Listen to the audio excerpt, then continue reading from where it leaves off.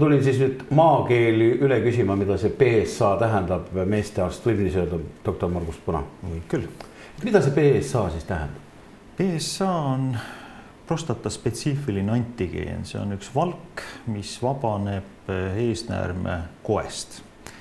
Ja selle testi alusel me siis hindame eesnäärme seisundit ja samuti ka hindame mehe riski haigestuda eesnäärme vähki või on ka selle testi alusel võimalik varases järgus eesnäärme vähk leida. Kuidas see protseduur välja näeb, et ma tulen nüüd arsti, ütleme teie juurde meeste kliinikusse, eks ju? Ja mida te siis minuga teete? Ei, väga lihtne on, et kui te tulete arsti juurde või ka arsti assistendi juurde meeste kliinikusse, siis te kõigepealt küsitakse, et mis probleemid teil on. Ja. Kõige parem me loodame eesnäärme ja PSA kontekstis mehi näha, kellel ei ole kaebuseid.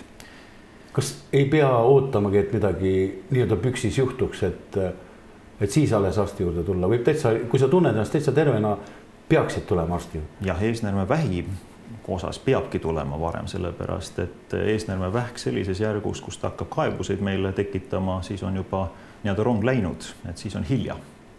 Et tegelikult tulebki tulla just enne, tuleb tulla vastavalt vanusele, kõik mehed vähemalt 50. eluaastast peaksid vähemalt korra aastas käima siis eesnäärme kontrollis, kus siis tehakse ka PSA test.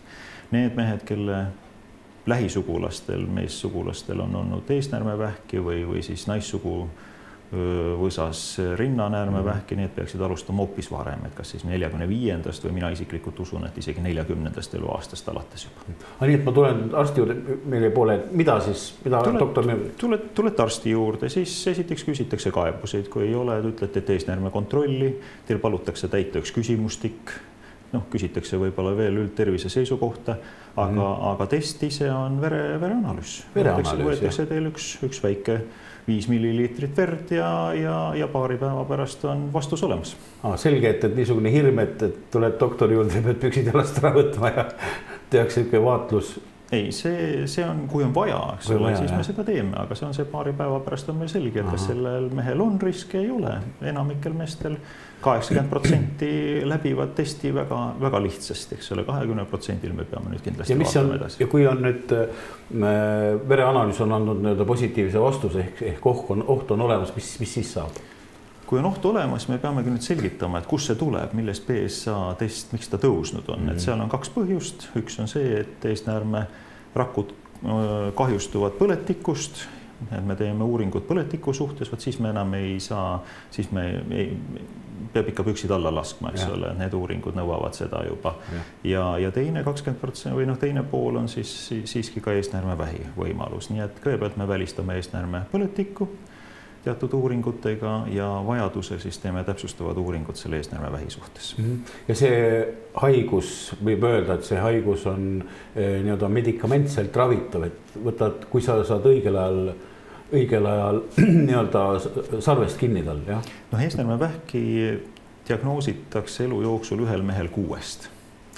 Ja tänaseks on jõutud näiteks paremates arenenumates riikides sinnamaale, et 99,5% meestel see haigus enam nende elu ei ohusta. Et ta on muutunud tegelikult klassikalisest elu ohustavast vähist, on ta muutunud krooniliseks haiguseks, millega peab tegelema, aga mis nüüd inimese elu ei ohusta. Ravi võib olla päris mitut moodi, on võimalik operatiivne ravi, mis varases järgus on võib-olla kõige parem. Mida see tähendab?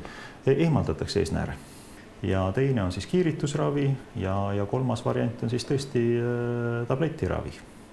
Et nagu allub, teatud faasis allub siis tabletiravi? Teatud jah, praegusel hetkel ja tegelikult on maailmas järjest rohkem, et kui me nüüd varases järgus leiame selle eesnäärme, kui ta ei ole väga agressiivne vähk, siis me võime jätta inimese hoopis, et ta käib meil regulaarses kontrollis. Milles seisneb eesnäärme vähi puhul sellel eluohtlikkus? Kui ta hakkab siirdeid andma, et siis sellisel juhul enamasti võivad need kopsu, ajus, üle kogu organismi olla ja läbi selle eelkõige inimene nagu tema kehafunktsioonid häiruvad selle tagajärjel.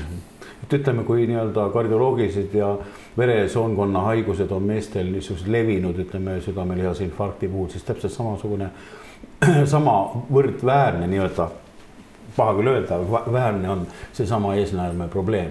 Kindlasti, ta võib-olla siin me võime võrdväärseks öelda, et eesnäärmehaigused üldiselt on võrdväärsed, et võime julgelt öelda, et vähemalt 80% mehi oma elu jooksul, ma arvan ikka, et 100% mehi oma elu jooksul eesnäärme probleemidega kokku puutub.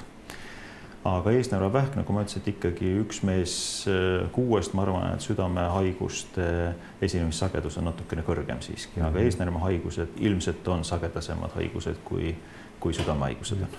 Kui mõni mees arvab, et ma olen terve, et ma ikkagi tule, ma kardan, ma ei taha ja ma ei lähe, aga missugused on ikka need sümptomid, kus on 100% kindel, et mine mees arsti juurde, missugused need tundemärgid peaksid olema? Mina ütlen ikka seda, et kui inimesel kuskil midagi valutab, mingisugune funktsioon hakkab, eks ole, kõrvalekaldet tekkima, millegagi enam hakkama ei saa, siis tuleb arsti juurde minna. Selgitada välja, kus probleem on, sellepärast, et kui me laseme haiguse väga kaugele arenenud, ükskõik mis haigusest me räägime, et kui organism on loodud meil umbes 80% reserviga töötama, kui me laseme lükkame selle arsti juurde probleemi lahenduse järjest kaugemale, eks ole, seda väiksem on tõenäosus inimest terveks teha, et siis hilisemas faasis enamasti suudetakse leevendada kaebuseid, aga mitte enam terveks saada. Nii et selles mõttes, mida varem inimene arsti juurde oma probleemiga pöördub, seda suurem on tõenäosus terveneda.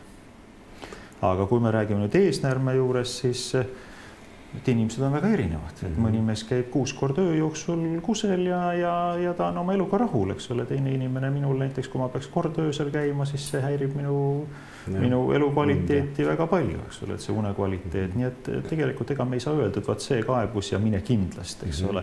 Ma arvan, et kõik need kaebused, mis seal alakehas on, tuleks kindlasti kontrollida, et mis nende taga on. Kuidas on Eesti mehel teadvusesse jõudnud see probleem? Kas Eesti mees on teadvustanud selle probleemi enda jaoks? Ma arvan, et situatsioon on märgatavalt parem, kui ta oli 3-4 aastat tagasi. Aga siiski vaadates statistikat, siis eesnäärme kontrolli läbib vaevalt 40-50% meestest õigeaegselt. Nii et tegelikult on palju tööd veel ees. Aga missugune see töö peaks olema? Kas see peaks olema, nagu on naiste puhul rinnavähi teadvustamine, sama agressiivne peaks olema ka meeste puhul eesnäärme? No maailmas on ennast õigustanud ja ka Eestis kasutusel ju 2 ennetavat vähiprogrammi naistele. Et on nii rinnavähi kui ka eesnäärme. Rinnavähi ja emaka kaelavähi screening programmid, need on väga edukalt töösse läinud ja annavad häid tulemusi. Ja tegelikult maailmas viimase aastate jooksul avaldatud uuringud kinnitavad, et samasugune programm oleks kasulik ka meestel.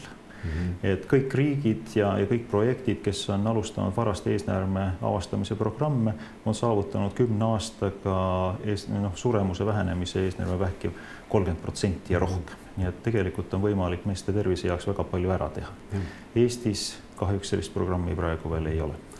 Nii et julged pealehakkamist ja tuleb see tõde sealt siis vereproovist, missugune ta tuleb, aga vähemalt sa tead, millega sa koos elad ja millega sa koos pead oma elu jätkama. Kindlasti. Suur tänu, doktor Margus Punab. Meie lähemegi ilmselt nüüd Riigikokku ja vaatame, kas riigil on mingisugused sammud varuks, et veel rohkem teadvustada seda meeste haiguse probleemi.